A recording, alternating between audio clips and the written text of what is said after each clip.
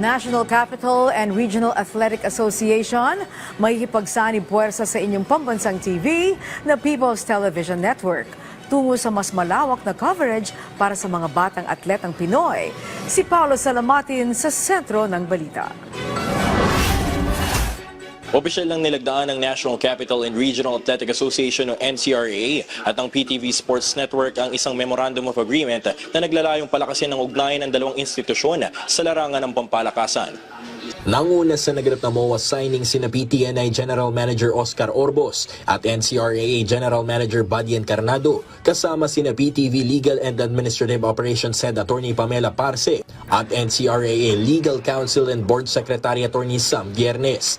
Layunin ng kasunduang ito na mabigyan ng mas malawak na plataporma ang mga batang atleta mula sa iba't ibang paaralan upang maipamalas ang kanilang galing at talento sa pamamagitan ng live coverage ng mga magaganap na laban. I always go back to what sports is insofar as national building is concerned. That sports actually reflects what are needed in nation building.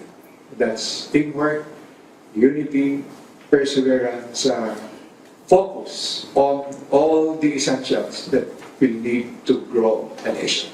So we are engaged in sports. It means that we are engaged in nation building.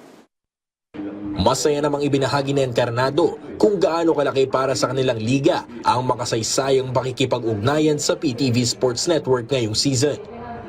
This will be a good addition because the players themselves will now be motivated further, knowing fully well that their games will now be covered by PTV4, whose network is so huge that from Apari to Hulo, they can be seen.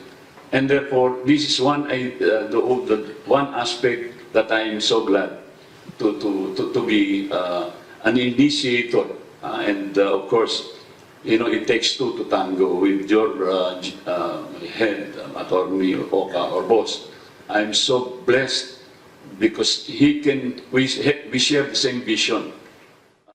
Simula ngayong season, mapapanood na ang mga laro ng 10 paaralan mula sa NCRAA. Tuwing Lunes, Miyerkules at Biyernes mula 6 p.m. hanggang 10 p.m. live na mapapanood sa PTV Sports Network. Ako po si Paolo Salamatin para sa Atletang Pilipino, para sa Bagong Pilipinas.